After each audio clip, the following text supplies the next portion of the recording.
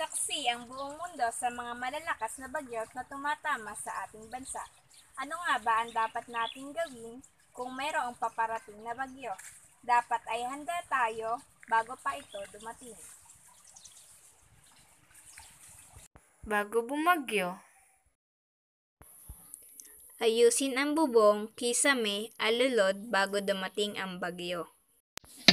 At kailangan natin putulin ang mga nakaharang na kahoy sa daan. Itaas ang mga dekuryenteng gamit kung sakaling babahain. Anihin at inbakin na ang mga pananim bago pa bumagyo. Maghanap ng evacuation area kung sakaling lilikas.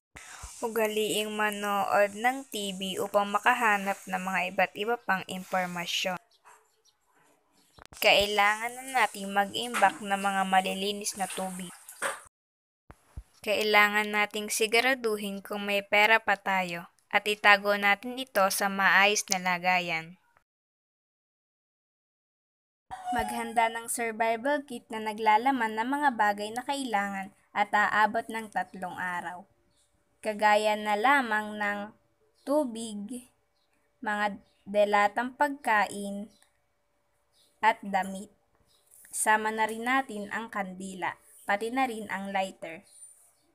Lalo't higit ang flashlight na de baterya, pati na rin ang mga gamot. Isama na rin natin ang pito. Siguraduhin mayroong radyo upang makakinig tayo ng balita. At ang cellphone na nakabalot sa plastik upang hindi mabasa. Pati na rin ang mga dokumento na kailangan natin. At siguraduhin nasa maayos na paglalagyan ang lahat ng ito.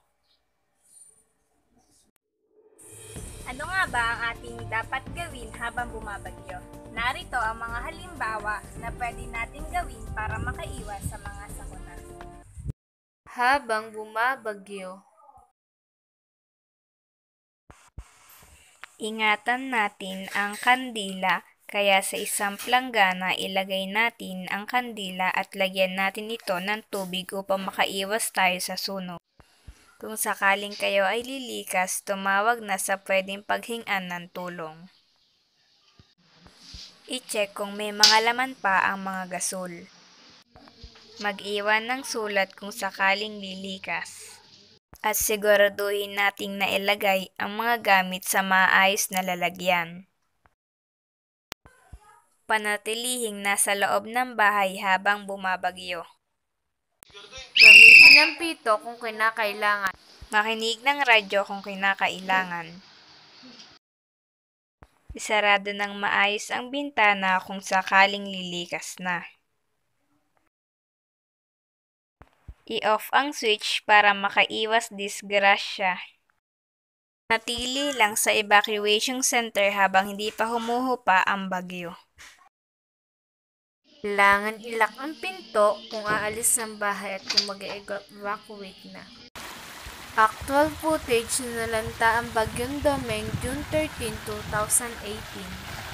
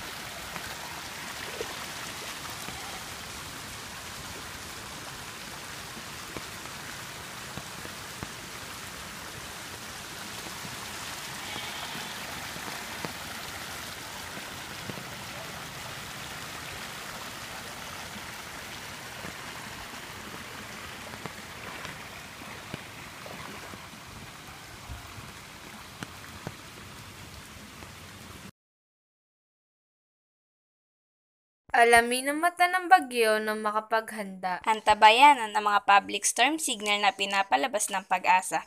Kapag itinaas na ang signal number 3 sa ating lugar, iminumungkahi ang voluntary evacuation, maging alerto sa high tide at rainfall warning signal ng Pag-asa kung kinakailangan lumikas lalo na ang mga nasa tabi ng dagat. Matapos ang bagyo, ito ang mga naging masamang epekto nito sa atin. Bakit nga ba ganitong kalaki ang nagiging epekto ng bagyo sa atin? Sino nga ba ang may kasalanan?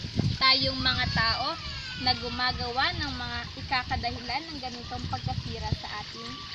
Kaya kailangan natin ng matinding paghahanda upang sa huli hindi natin maranasan ang ganitong epekto na dulot ng bagyo. Pagkatapos ng bagyo. Punasan ang mga dekuryenteng gamit. Tumawag kung may nasirang mga kagamitan sa inyong kapaligiran. Tingnan kung okay pa ang mga posteng nakatayo sa inyo. Ayusin ang mga hindi okay na kagamitan. I-check ang mga alagang hayop kung okay pa. Tanggalin ang mga tubig sa gulong at timba dahil ito ay pwedeng pagbahayan ng mga lamok.